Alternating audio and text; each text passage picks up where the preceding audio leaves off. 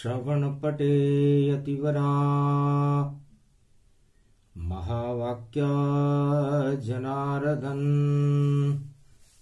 सच्चिदानन्दत्वं शरणं व्रजेश। यादवेन्द्रं दयादाता पुण्डरीक्षा क्षीरसागरशयनं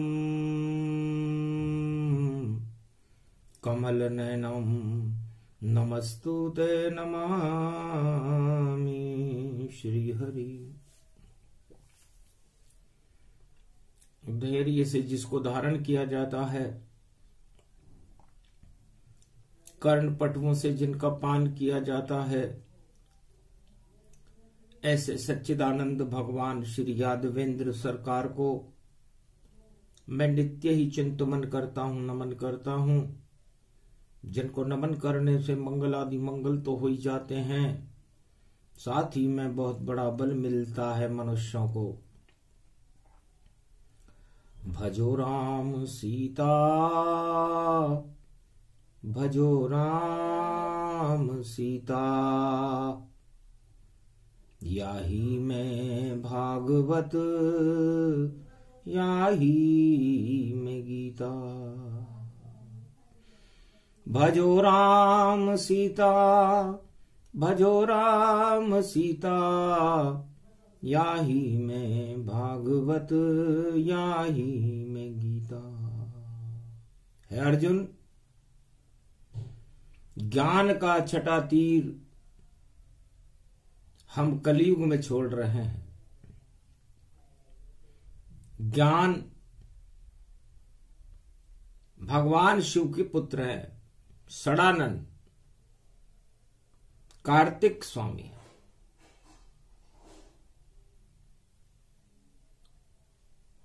इसलिए ज्ञान अजर अमर अविनाशी ज्ञान को जानो, और पवन रूप हनुमान को इसमें मानो। ज्ञान भगवान शिव के पुत्र हैं, कार्तिक स्वामी कात्यायनी जी षडानन, जिनके 6 मुख हैं। छठी रात के अंक जब विधाता लिखते हैं तो सबसे पहले उसके अंदर ज्ञान को देखते हैं कि इसमें कितना ज्ञान है। ज्यादा ज्ञान है तो अच्छे लिखते हैं, अज्ञान है तो उसमें कुछ खराबी कर देते हैं। तो ज्ञान सोने के समान है, एक पारस का पत्थर है, जिसको मिल जाए जीवन बदल जाता है, और जिसको नहीं मिले, जिसके अंदर अज्ञानता हो, उसका जीवन अधोगति में चला जाता है। इसे गीता कहते हैं। और ज्ञान पवन के समान बहना चाहिए इस मृत्युलोक में, क्योंकि शुद्ध वायु ही ज्ञान है। और इस ज्ञान को बहाने का काम भगवान शंकर एकादश रुद्र में हनुमान बनकर करते हैं। चारों युग प्रताप तुम्हारा, इसलिए चारों युगों में उनका प्रताप है। सतयुग में है, त्रेता में है, द्वापर में है और कलयुग में है। तो हनुमान जी महाराज ज्ञान की पवन बहाते हैं। प्राण वायु जो देते हैं एकादश रुद्र हनुमान, शिव भी ज्ञान का रूप है और शिव ही है हनुमान। उनका एकादशवां रुद्र जो पवन है, जब ज्ञान को पवन की तरह बहाना हो, प्राणवायु को सारे संसार में फैलाना हो, तो उसका काम हनुमान जी करते हैं। और हम युद्ध के कुरुक्षेत्र मैदान में खड़े हुए द्वापर युग में मैं तुझे गीता का ज्ञान सुना रहा हूं, तो ज्ञान में जो हवा इस समय चल रही है वो तो युद्ध की चल रही है, लेकिन हम ज्ञान के क्षेत्र में खड़े हुए हैं, जहां गीता प्राण प्रतिष्ठित गीता है। और गीता ज्ञान स्वरूप।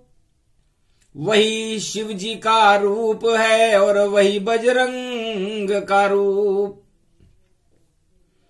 तो इस कुरुक्षेत्र के मैदान में मंगल सेनापति है और सेनापति बनकर हनुमान जी महाराज पवन रूप में खड़े हुए हैं, जो किसी को दिखाई नहीं दे रहे। और पांडवों की सेना का सारथी श्री कृष्ण बने हुए हैं, वह भी जगत गुरु हैं और ज्ञान है। तो जिसके सारथी ज्ञान है और जिसके साथ हनुमान, और छठी रात के अंक में बोल रहे ये छठा दिन है। आज अगन मास की शुक्ल पक्ष की षष्ठी तिथि है, मंगलवार है, कलयुग चल रहा है, अगन का महीना है। राम विवाह गुजर गया रंग पंचमी ताय, अगन मास में राम सिया का विवाह हो ही जाए। तो सोमवार अगन के महीने में भगवान राम और सीता ने त्रेता युग में विवाह कर लिया था। ब्रह्म और शक्ति मिल गई थी। और द्वापर युग में भगवान कृष्ण जो ज्ञान के स्वरूप में खड़े हुए थे, पांडवों को मिल गए थे। तो शक्ति पांडवों के साथ थी। और कलयुग में क्या हो रहा है? कलयुग में हनुमान खड़े हैं और संग कल की भगवान। और जो भी धर्म के साथ है उसको अर्जुन मान। जो धर्म के साथ है वो सब अर्जुन है। मंगलवार में सेनापति बनकर हनुमान जी की प्राणवायु अगन के महीने में बह रही है और कल की भगवान उसका नेतृत्व कर रहे हैं। क्योंकि कलयुग में तो कलंक ही कलंक, अधर्म का बोल है बाला। और जिधर देखें हम इस सृष्टि को सब काला ही काला।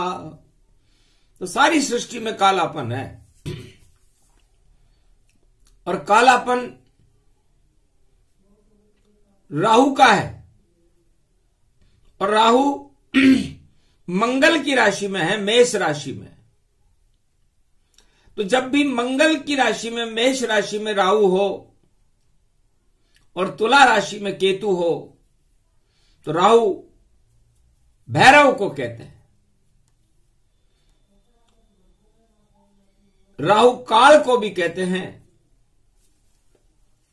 और मंगल सेनापति को कहते हैं और युद्ध को कहते हैं। युद्ध का देवता है मंगल, उसकी राशि में काल भैरव है। तो काल भैरव की चाल काल के साथ कुरुक्षेत्र भवानी।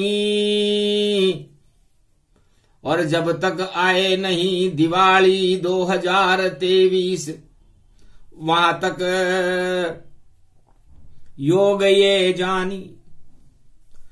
तो ये काल भैरव जो राहु भैरव का रूप है,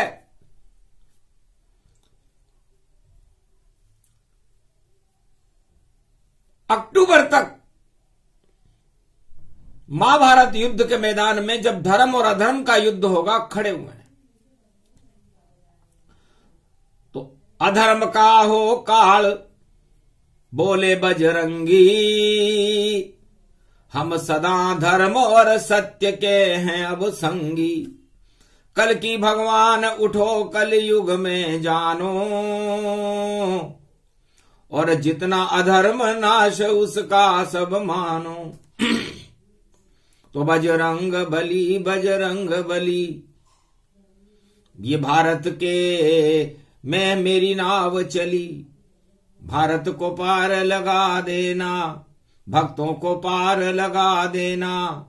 जब नाव भंवर में फंस जावे तो हमको पार लगा देना। बजरंग बली मेरी नाव चली, मेरी नाव चली। अधर्म की 18 क्षोणी सेना पांडव की 5 अक्षौणी है और कोई नहीं है साथ हमारे, बस केवल कलयुग में कल्कि की होनी है। तो कलयुग में कल्कि भगवान ही और रहे हमारे साथ, और अधर्म के 18 अक्षौणी सब खाएंगे मात। गीता बोली कृष्ण ने और ज्ञान अर्जुन को हो, और महाभारत मैदान में और खड़ा कृष्ण यहाँ होए। है अर्जुन, इस युद्ध के मैदान में कल्कि भगवान बनकर कृष्ण कलयुग में खड़े हुए हैं। एक तरफ धर्म की 5 अक्षौणी सेना है, एक तरफ अधर्म की 18 अक्षौणी सेना कलयुग में भी खड़ी हुई है। और राहु इस समय मेष राशि में मंगल की राशि में दंगल करने देखो राहु आया, और 2023 अक्टूबर तक इसकी सारे जग में छाया। और पूंछड़ी इसकी तुला राशि में राजनीति में बैठी है, काट देगी वह राजनीति ये जन्म पत्री ये कहती है। तुला राशि राजनीति की होती है। तो पाप और पुण्य को जब इस महाभारत में भगवान तोलेंगे तो पाप नष्ट हो जाएगा, केतु उसे नष्ट कर देगा, क्योंकि जिसके साथ केतु रहे उसको देव काट। और मेष तुला में राहु केतु देखो विचित्र ये बात, महाभारत है अजब गजब।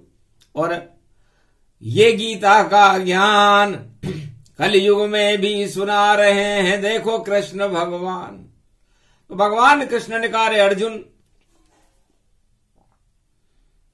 ज्ञान का तीर है ये, इसलिए कैसा भी कलयुग हो, सतयुग हो, द्वापर हो, त्रेता हो, सबसे बड़ी शक्ति ज्ञान की होती है। इसलिए हमें ज्ञान को प्रकट करना चाहिए। और अर्जुन, तेरे अंदर प्रकट करने की शक्ति नहीं है, सुनने की शक्ति है। इसलिए मैं ज्ञान को अब प्रकट करता हूं, और ये ज्ञान का तीर जब मैं इस महाभारत कुरुक्षेत्र मैदान में चलाऊंगा, ये 6ठा तीर है, कार्तिक जी का तीर है। और कार्तिक स्वामी के आगे कोई भी राक्षस ज्यादा देर नहीं रह सकता, क्योंकि वो ज्ञान के तीर हैं, ज्ञान का स्वरूप है, षडानन है। इसलिए एक पल में ही अज्ञान को और कार्तिक जी करे समाप्त। इसलिए ज्ञान प्रकट करता हूं अर्जुन, वह गीता मात। गीता ही वह ज्ञान है जिसे प्रकट कृष्ण भगवान। अर्जुन तुम सुन लो इस शक्ति को, तो हो जाओ बलवान। सियावर रामचंद्र शंकर हरिओम।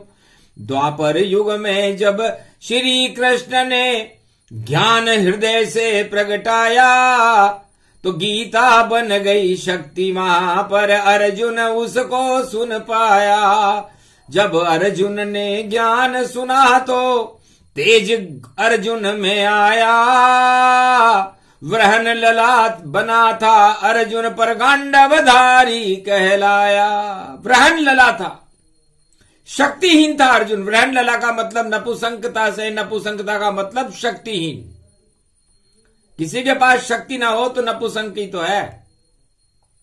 तो अर्जुन उस युद्ध के मैदान में अपने आप को अकेला महसूस कर रहा था, उसका साथ कोई नहीं दे रहा था। तो क्या नपुंसक था कि नहीं था, वृहन लला था कि नहीं था? लेकिन जब श्री कृष्ण ने गीता के ज्ञान को दिया सुनाए, शक्ति अर्जुन आ गई और गांडीव लिया उठाए। भगवान कृष्ण की कृपा से जब गीता सुनी, गीता को प्रकट करना पड़ा। भगवान कृष्ण को द्वापर युग में ज्ञान को प्रकट करना पड़ा, क्योंकि श्री कृष्ण की कुंडली अद्भुत रूप सुजान और वृष लगन की है कुंडली, और उसमें चंद्रमा उच्चमान। लग्नेश ही जिसका शुक्र हो, तो सारी राजनीति को जानने वाला वो भगवान कृष्ण है जो उच्च का है। और अब फिर देखो बुद्ध पंचम में बुद्धि उच्च की हो। भगवान कृष्ण की कुंडली में पंचम दृष्टि में बुद्ध उच्च के हैं। तो बुद्ध उच्च के, चंद्र उच्च के और मंगल उच्च का जान। नवें घर में मंगल भी उच्च का है और यह धर्म क्षेत्र है। तो जिसके धर्म क्षेत्र में तीनों ग्रह उच्च के हों वो जगत गुरु न हो तो फिर कौन हो। और फिर जगत गुरु है पराक्रम में और उच्च गुरु गति पाया। ऐसी कुंडली श्री कृष्ण की जिसे कल युग में गाया। अपनी कुंडली को देखो अर्जुन को कृष्ण ने बतलाया। और इतनी उच्चता धर्म में कर दूं इस कारण धरती आया। इस धरती पर मैं ज्ञान की और धर्म की उच्चता पैदा करने के लिए आया हूं अर्जुन। ये मेरी कुंडली है और ये कुंडली में संपूर्ण भारत और संपूर्ण त्रिलोक की बनाने के लिए आया हूं। इसलिए मैंने ग्रह ऐसे बिठाए। तो जो भी मेरे साथ रहेगा अपने आप हो उच्च। और जो मेरे सामने आएंगे वह सब शमशान के तुल्य। इसलिए जो भी मुझे नीचा दिखाने के लिए आएंगे अर्जुन, वो खुद नीचे चले जाएंगे, अधोगति में चले जाएंगे। इसलिए ये उच्चता है गीता। सर्वोच्च परम शक्ति का दिया तुझे ये ज्ञान। कलयुग में भी बोल रहे हैं देखो कृष्ण भगवान। किस कारण में जगत गुरु और शक्ति अपार होए। मेरी शक्ति ये गीता है जिसे सुने तो मंगल होए, मोक्ष में चला जाता है वो। तो ये गीता की शक्ति। बुद्ध कौन है? बुद्ध भगवान विष्णु स्वरूपा और बुद्ध ही सरस्वती का रूपा। उच्च बुद्ध पंचम प्रगटावे तो कोई क्यों नहीं ज्ञान प्रगट यहां पावे। तो भगवान कृष्ण की कुंडली में सरस्वती बुद्ध बन करके भगवान विष्णु की शक्ति को प्रकट कर रही है। और हनुमान जी महाराज भाग्य में उच्च के बैठ करके और गुरु को देख रहे हैं कि तुम ऐसी गीता ज्ञान को फैलाओ कृष्ण भगवान। और ऐसी पवन चलाऊंगा मैं हट जावे अज्ञान। यही कुंडली कृष्ण की। और जिसे कृष्ण ही रहे बताए। और चंद्रमा चलायमान है और पवन चली चलवा पुरवाए। उस कुरुक्षेत्र में जहां जंग ऐलान की हवाएं चल रही थी, अधर्म का बोलबाला था, 18 अक्षौणी सेना खड़ी हुई थी, धर्म की हवाएं बहने लगी। और गुरु ज्ञान कृष्ण जब दीना गीता प्रकट भारत में कीना। कुरुक्षेत्र मैदान में जन्म गीता का होए। अरे गीता तो राधा बनी और बरसाने की होए। राधा ज्ञान बनकर बरसने लगी। भगवान की प्रकृति है राधा। अर्धनारीश्वर स्वरूप है भगवान कृष्ण का। और आधे अंग में राधा और आधे अंग में कृष्ण। पल भर में ही कर देती है सारे हल और मन जाता है जश्न। किसी भी संसार में किसी भी प्रश्न का उत्तर देने के लिए राधे रानी सक्षम है, जिसे वाणी कहते हैं। और कलयुग में ये गीता भगवान राधा और कृष्ण की शक्ति से वाणी सुना रही है कलयुग में। अहो भाग भारत जनमाई सरस्वती है वाणी माई, कलयुग में भी गीता सुनाई। और देखो भाग्य भारत के जगाई, जो भी सुने इस गीता को जग जाए उसके भाग। भारत में ये अवतरित है और बोले कृष्ण स्वाग। भगवान कृष्ण ने कहा कि आपका शरीर है अर्जुन एक कोट है। कोट का मतलब किला है। कितने किले हैं यहां पर? दुर्योधन का किला है, कंस का किला है, बड़े बड़े राजाओं के किले थे। रावण का भी एक किला था, हिरण्यकश्यप का भी एक किला था। सारे किले ढह गए अर्जुन। अब तो एक ही किला बाकी है और वो किला है धर्म का किला। तो धर्म का किला और धर्म का किला कभी नष्ट नहीं होता। ये भारत उस धर्म का कोट है और धर्म का किला है और भगवान का दूसरा भवन है और इस भवन में गीता रूपी ज्ञान है। तो जो भारत में जिस आत्मा का भी जन्म होता है सबसे पहले उसे अपने देवगुरु बृहस्पति को देखना चाहिए कि वो किला, वो बृहस्पति है कहां, कौन से घर में बैठे हैं। 12 रूप मकान है, 8 कमट 12 दिक्पाल, 14 भवन, तो 12 दिक्पाल। तो 12 राशि के अंदर जहां गुरु बैठते हैं और जहां उनकी दृष्टि होती है, समझ लो उन भवनों में भगवान बृहस्पति की कृपा हो जाती है। तो कुरुक्षेत्र मैदान के अंदर जब हमने महाभारत का अध्ययन किया अगन के महीने में, तो सूर्य ग्रहण वहां पड़ा हुआ।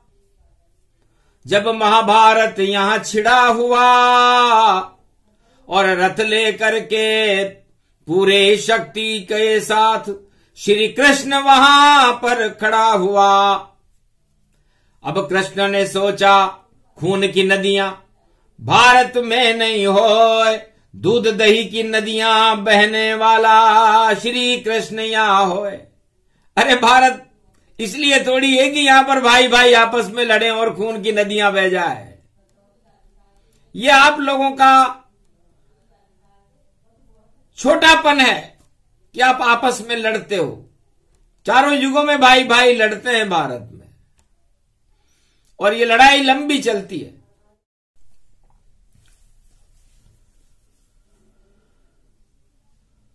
धीर्धैनम्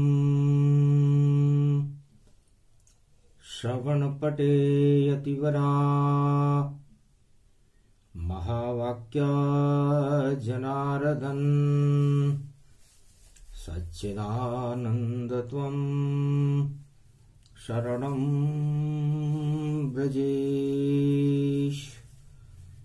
यादवेन्द्रं दयादाता पुण्डरीक्षा क्षीरसागरशयनं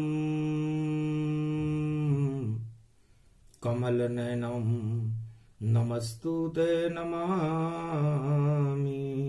श्रीहरि। धैर्य से जिसको धारण किया जाता है, कर्णपटुओं से जिनका पान किया जाता है, ऐसे सच्चिदानंद भगवान श्री यादवेंद्र सरकार को मैं नित्य ही चिंतन करता हूं, नमन करता हूं। जिनको नमन करने से मंगल आदि मंगल तो हो ही जाते हैं, साथ ही में बहुत बड़ा बल मिलता है मनुष्यों को। भजो राम सीता, भजो राम सीता, याही में भागवत, याही में गीता। भजो राम सीता, भजो राम सीता, याही में भागवत, याही में गीता। है अर्जुन, ज्ञान का छठा तीर हम कलयुग में छोड़ रहे हैं। ज्ञान भगवान शिव के पुत्र है, षडानन कार्तिक स्वामी।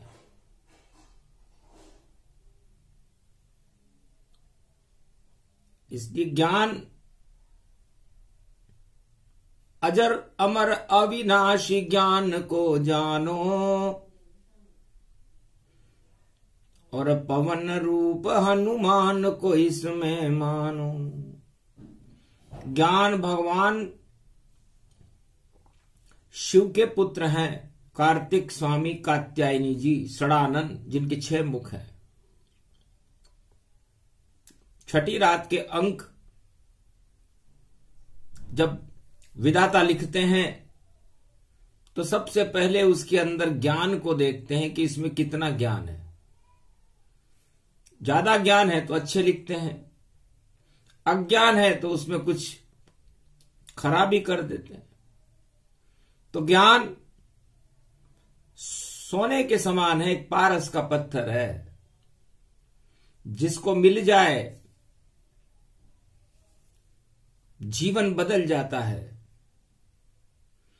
और जिसको नहीं मिले, जिसके अंदर अज्ञानता हो, उसका जीवन अधोगति में चला जाता है। इसे गीता कहते हैं।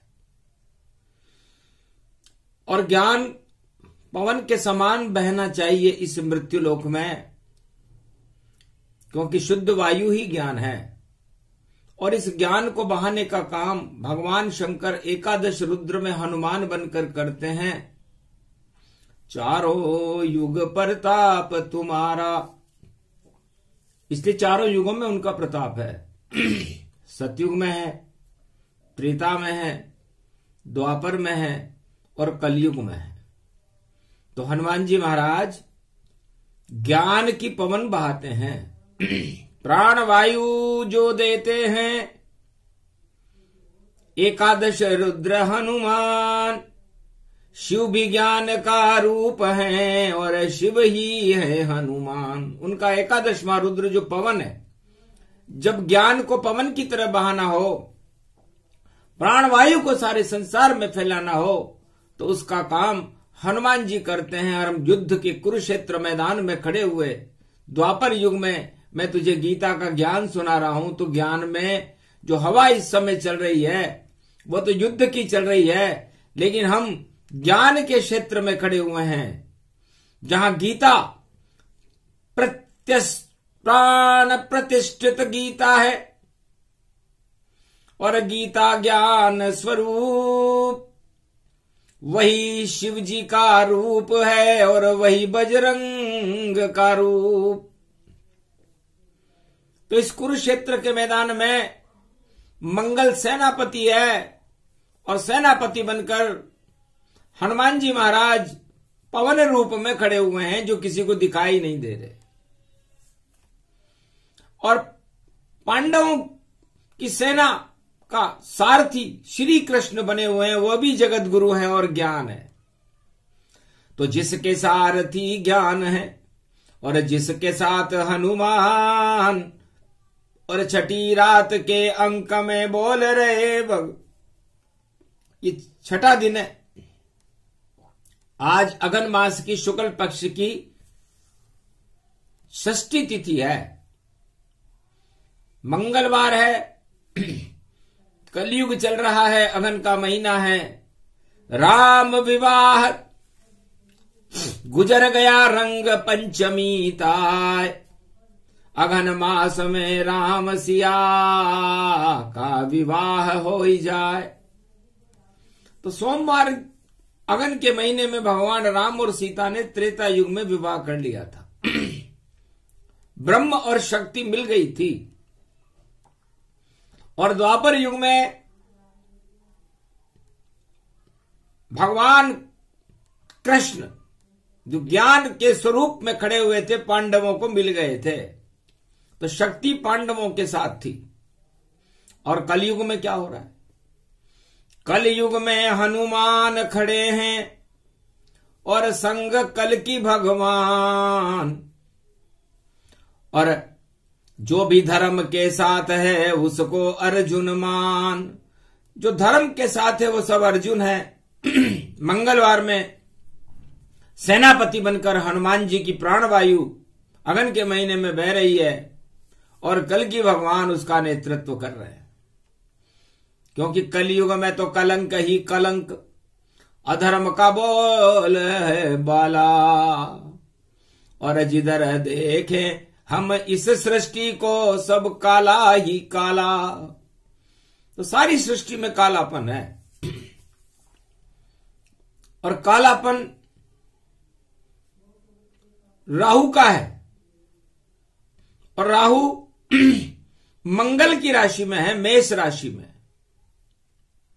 तो जब भी मंगल की राशि में, मेष राशि में राहु हो और तुला राशि में केतु हो, तो राहु भैरव को कहते हैं। राहु काल को भी कहते हैं। और मंगल सेनापति को कहते हैं और युद्ध को कहते हैं। युद्ध का देवता है मंगल, उसकी राशि में काल भैरव है। तो काल भैरव की चाल काल के साथ कुरुक्षेत्र भवानी। और जब तक आए नहीं दिवाली 2023 वहां तक योग ये जानी। तो ये काल भैरव जो राहु भैरव का रूप है,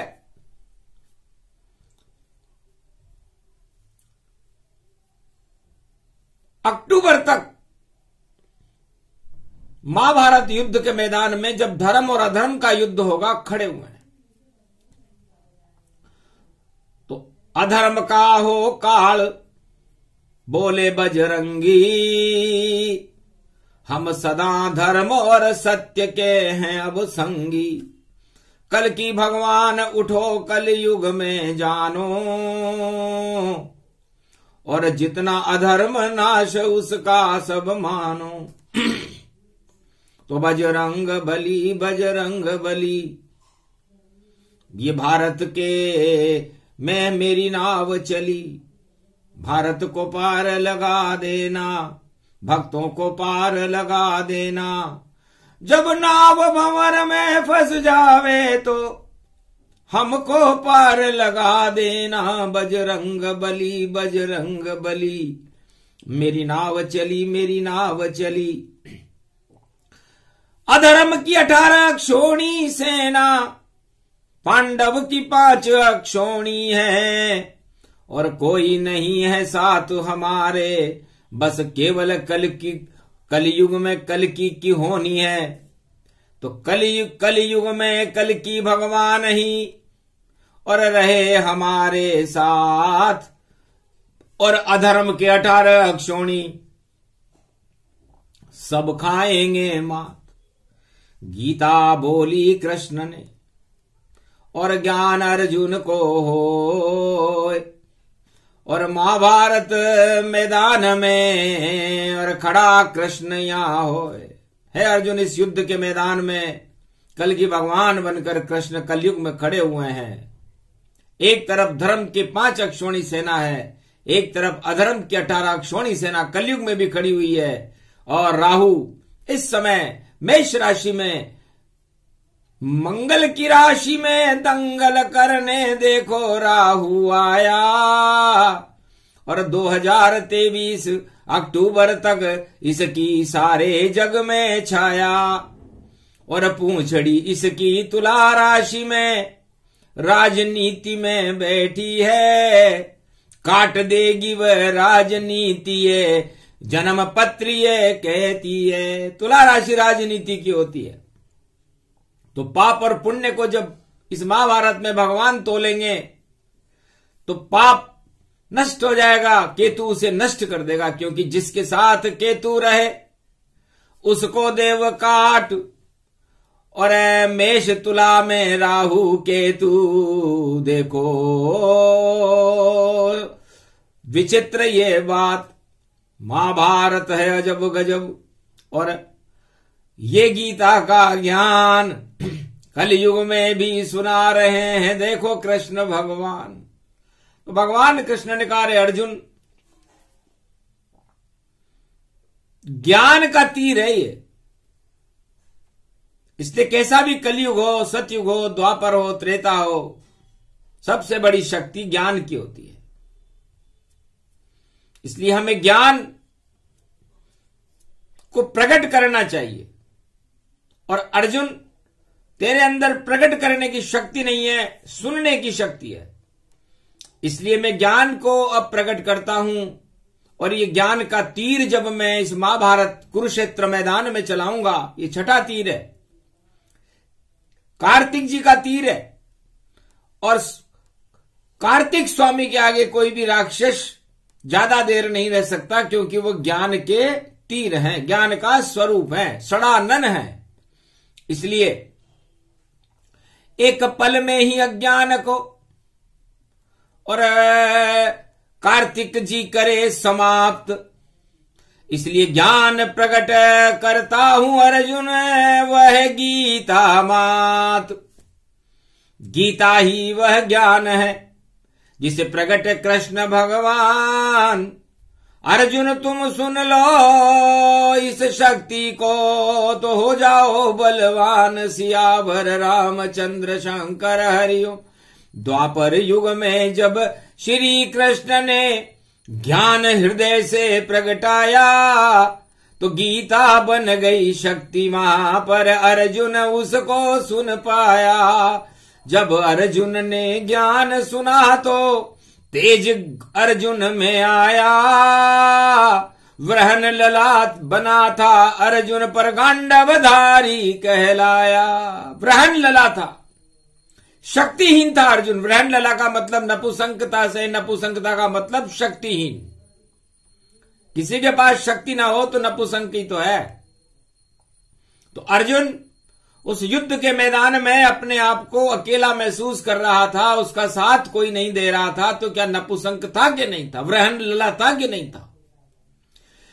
लेकिन जब श्री कृष्ण ने गीता के ज्ञान को दिया सुनाए, शक्ति अर्जुन आ गई और गांडीव लिया उठाए। भगवान कृष्ण की कृपा से जब गीता सुनी, गीता को प्रकट करना पड़ा। भगवान कृष्ण को द्वापर युग में ज्ञान को प्रकट करना पड़ा, क्योंकि श्री कृष्ण की कुंडली अद्भुत रूप सुजान और वृष लगन की है कुंडली, और उसमें चंद्रमा उच्चमान। लग्नेश ही जिसका शुक्र हो, तो सारी राजनीति को जानने वाला वो भगवान कृष्ण है जो उच्च का है। और अब फिर देखो बुद्ध पंचम में बुद्धि उच्च की है। भगवान कृष्ण की कुंडली में पंचम दृष्टि में बुद्ध उच्च के हैं। तो बुद्ध उच्च के, चंद्र उच्च के और मंगल उच्च का जान। नवें घर में मंगल भी उच्च का है और यह धर्म क्षेत्र है।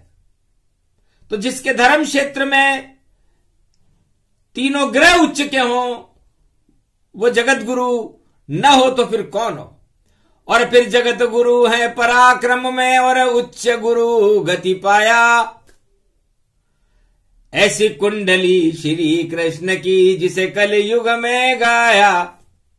अपनी कुंडली को देखो अर्जुन को कृष्ण ने बतलाया। और इतनी उच्चता धर्म में कर दूं, इस कारण धरती आया। इस धरती पर मैं ज्ञान की और धर्म की उच्चता पैदा करने के लिए आया हूं अर्जुन। ये मेरी कुंडली है और ये कुंडली में संपूर्ण भारत और संपूर्ण त्रिलोक की बनाने के लिए आया हूं। इसलिए मैंने ग्रह ऐसे बिठाए। तो जो भी मेरे साथ रहेगा अपने आप हो उच्च। अरे जो मेरे सामने आएंगे वह सब शमशान के तुल्य। इसलिए जो भी मुझे नीचा दिखाने के लिए आएंगे अर्जुन, वो खुद नीचे चले जाएंगे, अधोगति में चले जाएंगे। इसलिए ये उच्चता है गीता। सर्वोच्च परम शक्ति का दिया तुझे ये ज्ञान, कलयुग में भी बोल रहे हैं देखो कृष्ण भगवान। इस कारण में जगत गुरु और शक्ति अपार होए, मेरी शक्ति ये गीता है, जिसे सुने तो मंगल होए, मोक्ष में चला जाता है वो। तो ये गीता की शक्ति। बुद्ध कौन है? बुद्ध भगवान विष्णु स्वरूपा, और बुद्ध ही सरस्वती का रूपा। उच्च बुद्ध पंचम प्रगटावे, तो कोई क्यों नहीं ज्ञान प्रगट यहां पावे। तो भगवान कृष्ण की कुंडली में सरस्वती बुद्ध बन करके भगवान विष्णु की शक्ति को प्रकट कर रही है। और हनुमान जी महाराज भाग्य में उच्च के बैठ करके और गुरु को देख रहे हैं कि तुम ऐसी गीता ज्ञान को फैलाओ कृष्ण भगवान, और ऐसी पवन चलाऊंगा मैं हट जावे अज्ञान। यही कुंडली कृष्ण की, और जिसे कृष्ण ही रहे बताए। और चंद्रमा चलायमान है, और पवन चली चलवाए पुरवाए। उस कुरुक्षेत्र में जहां जंग ऐलान की हवाएं चल रही थी, अधर्म का बोलबाला था, 18 अक्षौणी सेना खड़ी हुई थी, धर्म की हवाएं बहने लगी। और गुरु ज्ञान कृष्ण जब दीना, गीता प्रकट भारत में कीना। कुरुक्षेत्र मैदान में जन्म गीता का होए। अरे गीता तो राधा बनी और बरसाने की होए। राधा ज्ञान बनकर बरसने लगी। भगवान की प्रकृति है राधा, अर्धनारीश्वर स्वरूप है भगवान कृष्ण का। और आधे अंग में राधा और आधे अंग में कृष्ण, पल भर में ही कर देती है सारे हल, और मन जाता है जश्न। किसी भी संसार में किसी भी प्रश्न का उत्तर देने के लिए राधे रानी सक्षम है, जिसे वाणी कहते हैं। और कलयुग में ये गीता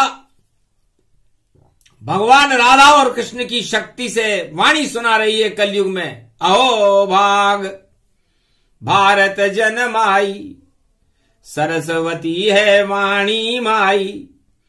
कलयुग में भी गीता सुनाई, और देखो भाग्य भारत के जगाई।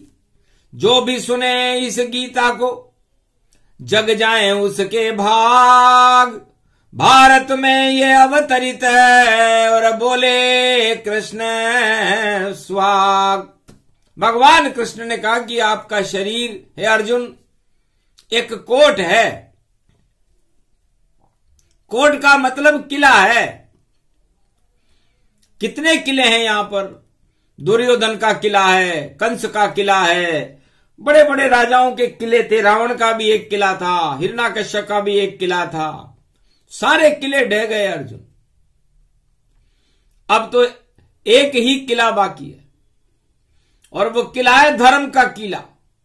तो धर्म का किला और धर्म का किला कभी नष्ट नहीं होता। ये भारत उस धर्म का कोट है और धर्म का किला है, और भगवान का दूसरा भवन है, और इस भवन में गीता रूपी ज्ञान है। तो जो भारत में जिस आत्मा का भी जन्म होता है, सबसे पहले उसे अपने देवगुरु बृहस्पति को देखना चाहिए कि वो किला, वो बृहस्पति है कहां, कौन से घर में बैठे हैं। 12 रूप मकान है,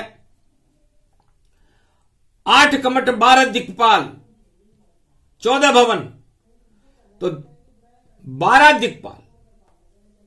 तो 12 राशि के अंदर जहां गुरु बैठते हैं और जहां उनकी दृष्टि होती है, समझ लो उन भवनों में भगवान बृहस्पति की कृपा हो जाती है। तो कुरुक्षेत्र मैदान के अंदर जब हमने महाभारत का अध्ययन किया अगन के महीने में, तो सूर्य ग्रहण वहां पड़ा हुआ। जब महाभारत यहां छिड़ा हुआ और रथ लेकर के पूरे शक्ति के साथ श्री कृष्ण वहां पर खड़ा हुआ। अब कृष्ण ने सोचा खून की नदियां भारत में नहीं होए, दूध दही की नदियां बहने वाला श्री कृष्ण यहां होए।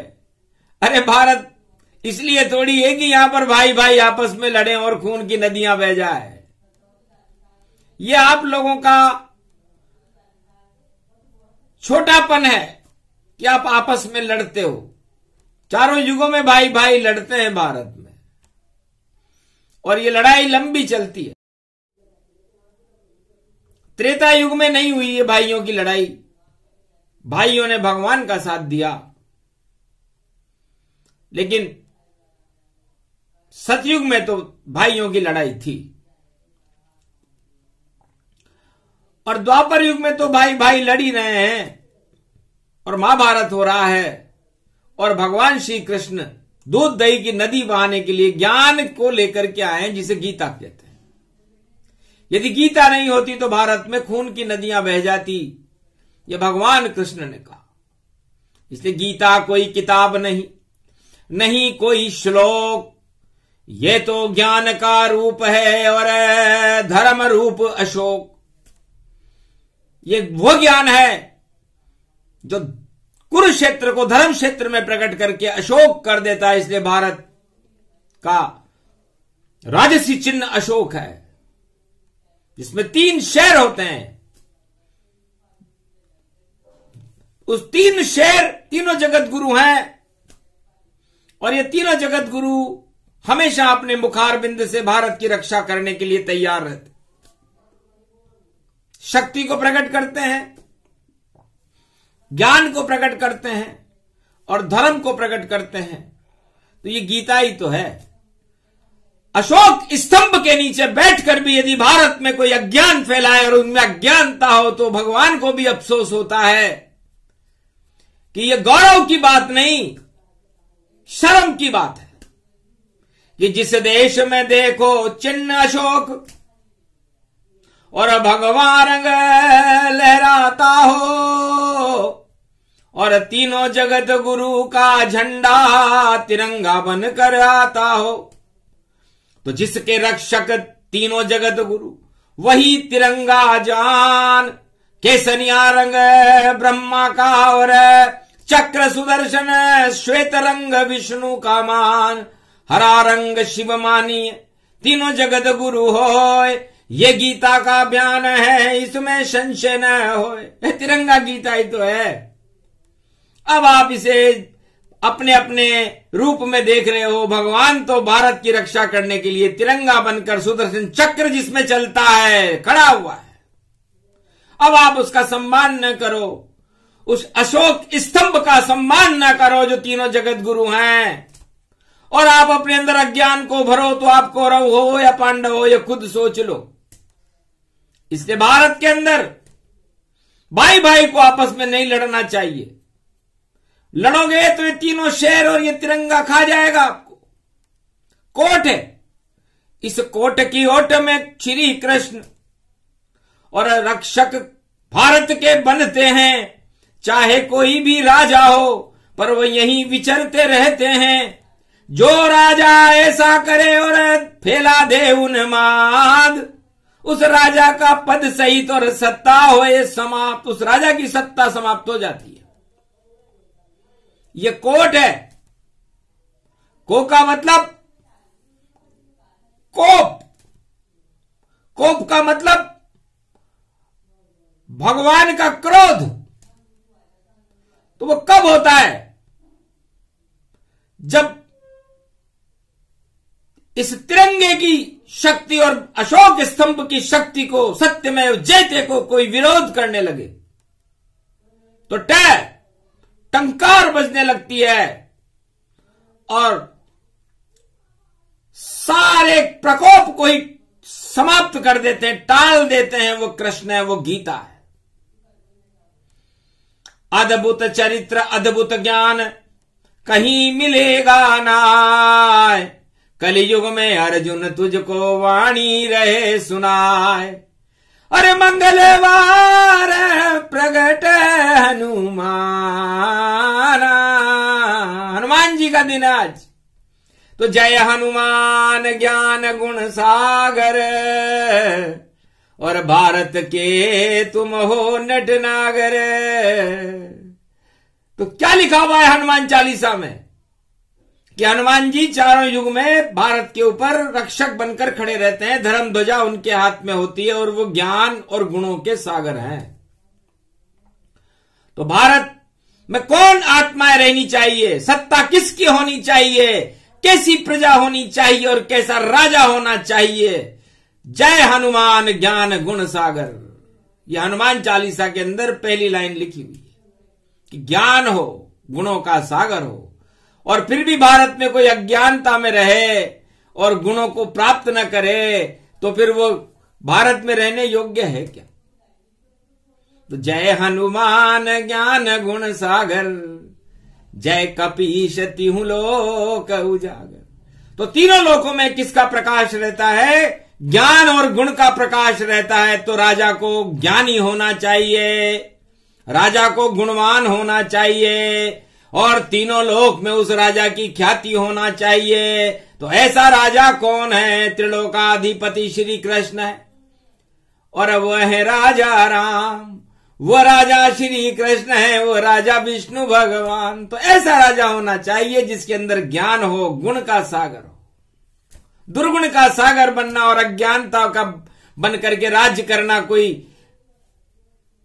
चमत्कार नहीं, अशुभता है। इसलिए इन बातों को समझो अर्जुन। और तुम्हें पांडव 5686 वर्ष के बाद ये गीता में सुना रहा हूं, तो उसमें तुम्हें राज करना है। तो तुम इस कौरव राज को हटा दूंगा, इसका नाम निशान मिटा दूंगा। ये गीता लेकर आया हूं, भारत को भगवान बना दूंगा। तुमको सम्मान दिला दूंगा, इस सत्ता पर बिठला दूंगा और धर्मराज बन जाए युधिष्ठिर, सारी दुनिया को मैं बतला दूंगा। तो ये गीता का ज्ञान है, अद्भुत चरित्र सुजान, इसको गीता कहते हैं, बोले कृष्ण भगवान। अब कहां हनुमान जी, तो द्वापर में थे ही नहीं। हनुमान जी द्वापर में नहीं आए, धर्म ध्वजा पर ही रहे। त्रेता में हनुमान जी भगवान राम के साथ साथ चले। क्यों चले? क्योंकि सेवक बनकर राम जी और मिले प्रजा से जाए। राजा बनकर नहीं गए वनवास का। राजा बनकर के घमंड से प्रजा से नहीं मिले। राजा तो घमंड से मिलता है प्रजा से, क्योंकि सत्ता का ताज रहता है उसके ऊपर। पूरे त्रिलोक में चारों युगों में एक ही राजा आया राम, जो घमंड से नहीं, सेवक बनकर के और सारे भारत से मिला, ऋषि मुनियों से मिला, गरीब व्यक्तियों से मिला, शबरी से मिला, मातंग से मिला, बाली से मिला, जटायु से मिला और जाने किन किन से मिला, अहिल्या से मिला और केवट से मिला। आप सोचो, राजा भी कभी सेवक होता है क्या? लेकिन सेवा करने के लिए भगवान राम जी ने कहा, मुझे मेरी प्रजा से मिलना है, मैं तो सेवक बनकर जाऊंगा, राजा बनकर नहीं। और पिता ने भी उन्हें आज्ञा दी कि जाओ, 14 वर्ष तक तुम सारे भारत का भ्रमण करो और भारत की कुरीतियों को देखो और उन कुरीतियों में सुधार करके भारत में राम राज्य की स्थापना करो। तो है कोई राजा विश्व में, कलयुग में भी हो तो आवे सामने कि हम सेवक बन करके सारी प्रजा का दुख जान करके और इस अहंकार को, सत्ता का अहंकार हटा करके और पूरे भारत और विश्व का कल्याण करेंगे। वो थे राजा राम, वो है भारत का आदर्श, वो है सूर्य वंश में चमकता हुआ सितारा भगवान मर्यादा पुरुषोत्तम राम, जिनको वाणी नमन करती। और वह है भगवान कृष्ण, जो खड़े हुए हैं अर्जुन के संग, महाभारत के युद्ध मैदान। और देखो उनके सामने खड़ी है सेना और कौरव और खड़ा अभिमान। घन घमंड अब दुर्योधन छाया और राजा है धृतराष्ट्र समान। और युद्ध करने को ललकार रहा है कैसा घमंडी दुर्योधन मान। सारा घमंडी ललकार में। पर शांत शांत शांत गीता है हथियार, ज्ञान रूप हथियार है जो बनी हुई तलवार। ज्ञान की तलवार भगवान कृष्ण ने गीता को बना दिया और उस तलवार ने सारे अज्ञान को ही समाप्त कर दिया। न कोई वहां युद्ध हुआ, न कोई अर्जुन लड़ा, न कोई कौरव लड़े, वहां तो सिर्फ कृष्ण ही खड़े थे। ये घटोत्कच ने सिद्ध किया था। जब घटोत्कच से पूछा कि युद्ध में कौन लड़ा, कौन विजेता रहा, तो उसने कहा कृष्ण ही लड़े कृष्ण के संगा, लड़ा नहीं कोई वीर अनंगा। कौरव पांडव नहीं लड़े, खड़े कृष्ण भगवान, जिनके हाथ में मुख में गीता और चक्र सुदर्शन जान। उनके मुख में ज्ञान की गीता थी और हाथ में चक्र सुदर्शन था। सारी कौरव सेना अज्ञानता का अंधकार ही समाप्त हो गया। तो है कलयुग के मनुष्यों, है भारतवासियों, आपके शरीर में, आपके देश में, आप पूरे भारतवर्ष में जो अज्ञानता का अंधकार ही समाप्त कर दे वह गीता है। इसलिए हर मनुष्य को भारत में लड़ने की प्रेरणा को छोड़कर एकता सूत्र में भारत को बांधकर भारत में ज्ञान का प्रकाश फैलाने के लिए और अज्ञानता के अंधकार को हटाने के लिए संकल्प कर लेना चाहिए। वही गीता है। किताब पढ़ने से क्या होगा, कथा सुनाने से क्या होगा?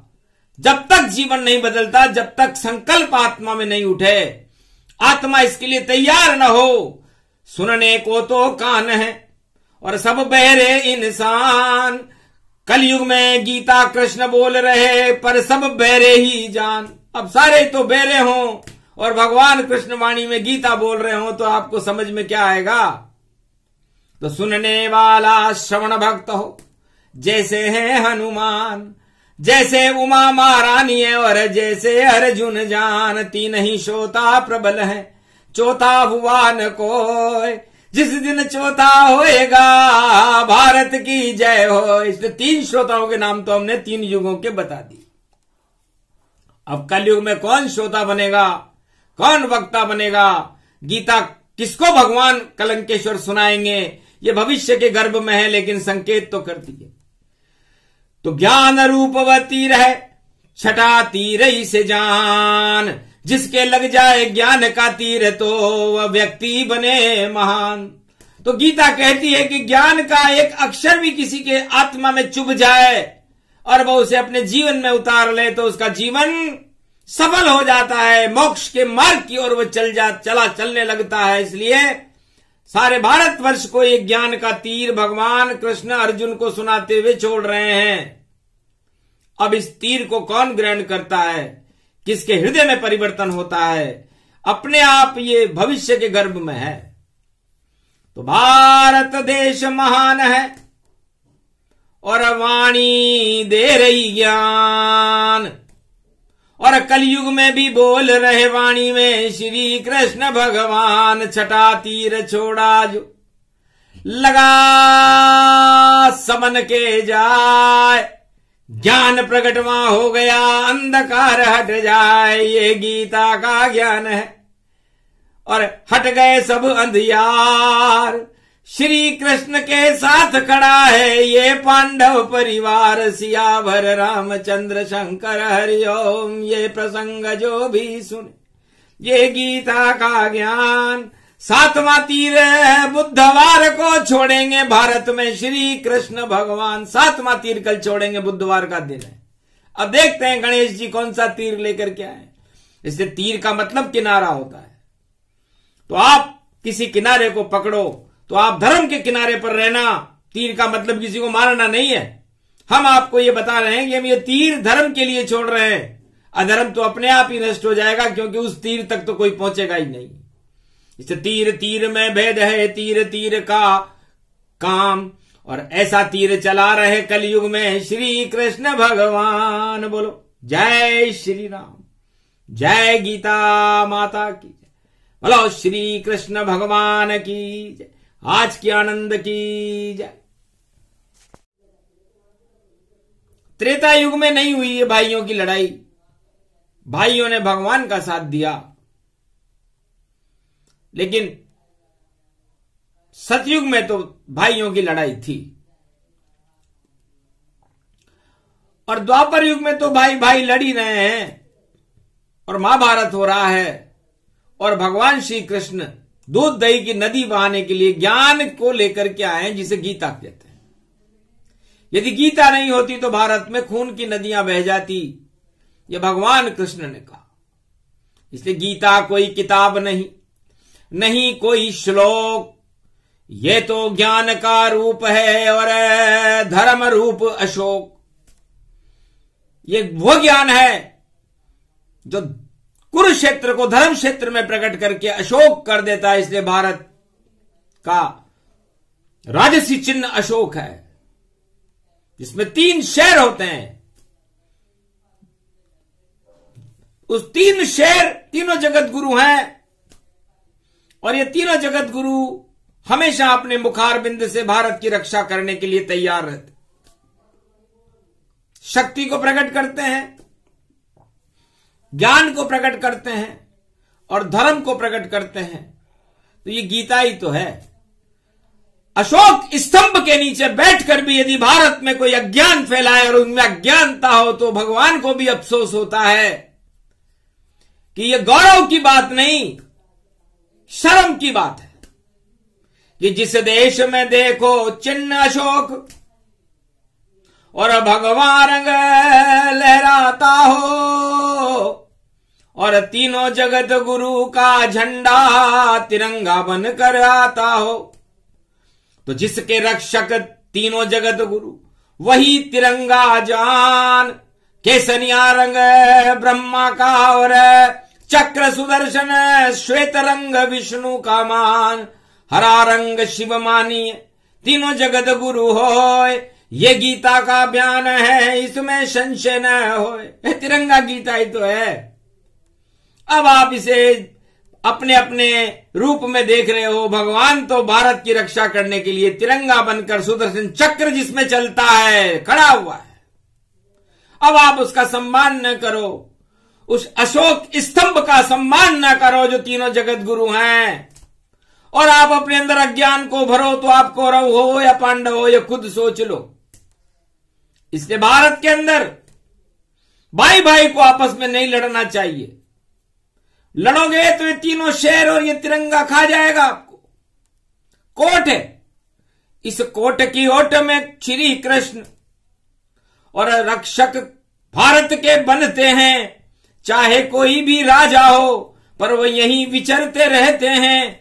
जो राजा ऐसा करे और फैला दे उन्माद, उस राजा का पद सहित और सत्ता होए समाप्त, उस राजा की सत्ता समाप्त हो जाती है। ये कोट है। को का मतलब कोप, कोप का मतलब भगवान का क्रोध। तो वो कब होता है? जब इस तिरंगे की शक्ति और अशोक स्तंभ की शक्ति को, सत्यमेव जयते को कोई विरोध करने लगे, तो टंकार बजने लगती है और सारे प्रकोप को ही समाप्त कर देते हैं, टाल देते हैं। वो कृष्ण है, वो गीता है। अद्भुत चरित्र, अद्भुत ज्ञान कहीं मिलेगा नाय। कलियुग में अर्जुन तुझको वाणी रहे सुनाए। अरे मंगलवार प्रगट हनुमान जी का दिन आज। तो जय हनुमान ज्ञान गुण सागर, और भारत के तुम हो नटनागर। तो क्या लिखा हुआ है हनुमान चालीसा में कि हनुमान जी चारों युग में भारत के ऊपर रक्षक बनकर खड़े रहते हैं, धर्म ध्वजा उनके हाथ में होती है और वो ज्ञान और गुणों के सागर हैं। तो भारत में कौन आत्माएं रहनी चाहिए, सत्ता किसकी होनी चाहिए, कैसी प्रजा होनी चाहिए और कैसा राजा होना चाहिए। जय हनुमान ज्ञान गुण सागर, यह हनुमान चालीसा के अंदर पहली लाइन लिखी हुई है कि ज्ञान हो, गुणों का सागर हो, और फिर भी भारत में कोई अज्ञानता में रहे और गुणों को प्राप्त न करे तो फिर वो भारत में रहने योग्य है क्या। तो जय हनुमान ज्ञान गुण सागर, जय कपीश तिहु लोक उजागर। तो तीनों लोकों में किसका प्रकाश रहता है, ज्ञान और गुण का प्रकाश रहता है। तो राजा को ज्ञानी होना चाहिए, राजा को गुणवान होना चाहिए, और तीनों लोक में उस राजा की ख्याति होना चाहिए। तो ऐसा राजा कौन है, त्रिलोकाधिपति श्री कृष्ण है, और वह है राजा राम, वो राजा श्री कृष्ण है, वो राजा विष्णु भगवान। तो ऐसा राजा होना चाहिए जिसके अंदर ज्ञान हो, गुण का सागर हो। दुर्गुण का सागर बनना और अज्ञानता का बन करके राज्य करना कोई चमत्कार नहीं, अशुभता है। इसलिए इन बातों को समझो अर्जुन। और तुम्हें पांडव 5686 वर्ष के बाद ये गीता में सुना रहा हूं, तो उसमें तुम्हें राज करना है। तो तुम इस कौरव राज को हटा दूंगा, इसका नाम निशान मिटा दूंगा, ये गीता लेकर आया हूं, भारत को भगवान बना दूंगा, तुमको सम्मान दिला दूंगा, इस सत्ता पर बिठला दूंगा, और धर्मराज बन जाए युधिष्ठिर, सारी दुनिया को मैं बतला दूंगा। तो ये गीता का ज्ञान है, अद्भुत चरित्र सुजान, इसको गीता कहते हैं, बोले कृष्ण भगवान। अब कहां हनुमान जी, तो द्वापर में थे ही नहीं, हनुमान जी द्वापर में नहीं आए, धर्म ध्वजा पर ही रहे। त्रेता में हनुमान जी भगवान राम के साथ साथ चले। क्यों चले? क्योंकि सेवक बनकर राम जी और मिले प्रजा से जाए, राजा बनकर नहीं गए वनवास का। राजा बनकर के घमंड से प्रजा से नहीं मिले, राजा तो घमंड से मिलता है प्रजा से, क्योंकि सत्ता का ताज रहता है उसके ऊपर। पूरे त्रिलोक में चारों युगों में एक ही राजा आया राम, जो घमंड से नहीं, सेवक बनकर के और सारे भारत से मिला, ऋषि मुनियों से मिला, गरीब व्यक्तियों से मिला, शबरी से मिला, मातंग से मिला, बाली से मिला, जटायु से मिला, और जाने किन किन से मिला, अहिल्या से मिला और केवट से मिला। आप सोचो, राजा भी कभी सेवक होता है क्या? लेकिन सेवा करने के लिए भगवान राम जी ने कहा, मुझे मेरी प्रजा से मिलना है, मैं तो सेवक बनकर जाऊंगा, राजा बनकर नहीं। और पिता ने भी उन्हें आज्ञा दी कि जाओ, 14 वर्ष तक तुम सारे भारत का भ्रमण करो और भारत की कुरीतियों को देखो और उन कुरीतियों में सुधार करके भारत में राम राज्य की स्थापना करो। तो है कोई राजा विश्व में, कलयुग में भी हो तो आवे सामने, कि हम सेवक बन करके सारी प्रजा का दुख जान करके और इस अहंकार को, सत्ता का अहंकार हटा करके और पूरे भारत और विश्व का कल्याण करेंगे। वो थे राजा राम, वो है भारत का आदर्श, वो है सूर्यवंश में चमकता हुआ सितारा भगवान मर्यादा पुरुषोत्तम राम, जिनको वाणी नमन करती। और वह है भगवान कृष्ण, जो खड़े हुए हैं अर्जुन के संग महाभारत के युद्ध मैदान। और देखो उनके सामने खड़ी है सेना और कौरव और खड़ा अभिमान।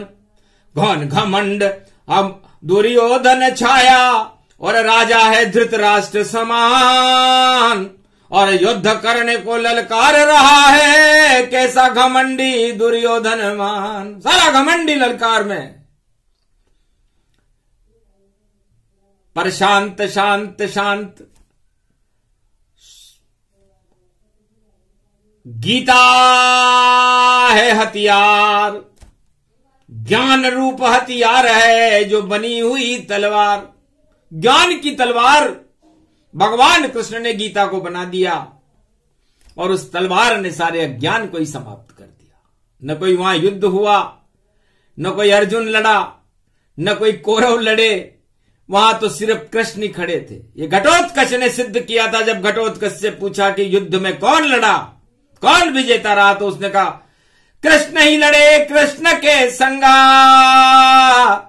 लड़ा नहीं कोई वीर अनंगा। कौरव पांडव नहीं लड़े, खड़े कृष्ण भगवान, जिनके हाथ में मुख में गीता और चक्र सुदर्शन जान। उनके मुख में ज्ञान की गीता थी और हाथ में चक्र सुदर्शन था। सारी कौरव सेना अज्ञानता का अंधकार ही समाप्त हो गया। तो है कलयुग के मनुष्यों, है भारतवासियों, आपके शरीर में, आपके देश में, आप पूरे भारतवर्ष में जो अज्ञानता का अंधकार ही समाप्त कर दे वह गीता है। इसलिए हर मनुष्य को भारत में लड़ने की प्रेरणा को छोड़कर एकता सूत्र में भारत को बांधकर भारत में ज्ञान का प्रकाश फैलाने के लिए और अज्ञानता के अंधकार को हटाने के लिए संकल्प कर लेना चाहिए। वही गीता है। किताब पढ़ने से क्या होगा, कथा सुनाने से क्या होगा? जब तक जीवन नहीं बदलता, जब तक संकल्प आत्मा में नहीं उठे, आत्मा इसके लिए तैयार न हो। सुनने को तो कान है और सब बहरे इंसान। कलयुग में गीता कृष्ण बोल रहे पर सब बहरे ही जान। अब सारे तो बहरे हों और भगवान कृष्ण वाणी में गीता बोल रहे हो तो आपको समझ में क्या आएगा? तो सुनने वाला श्रवण भक्त हो, जैसे है हनुमान, जैसे उमा महारानी है और जैसे अर्जुन जान। तीन ही श्रोता प्रबल है, चौथा हुआ न कोई। जिस दिन चौथा होएगा भारत की जय हो। इसलिए तीन श्रोताओं के नाम तो हमने तीन युगों के बता दिए। अब कलयुग में कौन श्रोता बनेगा, कौन वक्ता बनेगा, गीता किसको भगवान कलंकेश्वर सुनाएंगे, ये भविष्य के गर्भ में है, लेकिन संकेत तो करती है। तो ज्ञान रूप वह तीर है, छठा तीर ही से जान। जिसके लग जाए ज्ञान का तीर तो वह व्यक्ति बने महान। तो गीता कहती है कि ज्ञान का एक अक्षर भी किसी के आत्मा में चुभ जाए और वह उसे अपने जीवन में उतार ले तो उसका जीवन सफल हो जाता है, मोक्ष के मार्ग की ओर वह चलने लगता है। इसलिए सारे भारतवर्ष को एक ज्ञान का तीर भगवान कृष्ण अर्जुन को सुनाते हुए छोड़ रहे हैं। अब इस तीर को कौन ग्रहण करता है, किसके हृदय में परिवर्तन होता है, अपने आप ये भविष्य के गर्भ में है। तो भारत देश महान है और वाणी दे रही ज्ञान। और कलयुग में भी बोल रहे वाणी में श्री कृष्ण भगवान। छठा तीर छोड़ा जो लगा समन के जाए, ज्ञान प्रकट वहां हो गया अंधकार हट जाए। ये गीता का ज्ञान है और हट गए सब अंधियार। श्री कृष्ण के साथ खड़ा है ये पांडव परिवार। सियावर रामचंद्र शंकर हरिओम। ये प्रसंग जो भी सुने ये गीता का ज्ञान। सातवां तीर बुधवार को छोड़ेंगे भारत में श्री कृष्ण भगवान। सातवां तीर कल छोड़ेंगे, बुधवार का दिन है। अब देखते हैं गणेश जी कौन सा तीर लेकर के आए। इससे तीर का मतलब किनारा होता है। तो आप किसी किनारे को पकड़ो तो आप धर्म के किनारे पर रहना। तीर का मतलब किसी को मारना नहीं है। हम आपको ये बता रहे हैं कि हम ये तीर धर्म के लिए छोड़ रहे हैं। अधर्म तो अपने आप ही नष्ट हो जाएगा, क्योंकि उस तीर तक तो कोई पहुंचेगा ही नहीं। इसे तीर तीर में भेद है, तीर तीर का काम।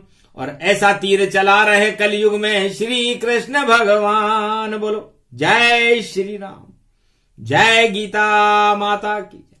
बोलो श्री कृष्ण भगवान की जय। आज की आनंद की जय।